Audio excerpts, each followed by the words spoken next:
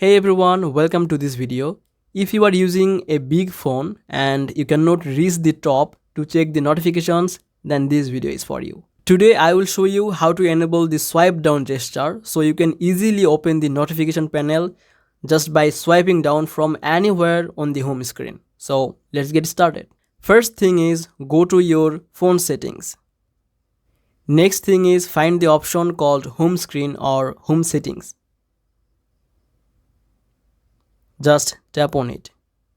Now look for the option that says swipe down for animation panel or something similar like that. Once you find it, just turn it on. And that's it. Now when you swipe down on your home screen, you can see the notification panel without reaching all the way on the top, like this. If you don't see this option, try long pressing on the home screen. Then tap on settings or more. You might find the swipe down option here too. So that's how you can turn on the swipe down gesture for notifications.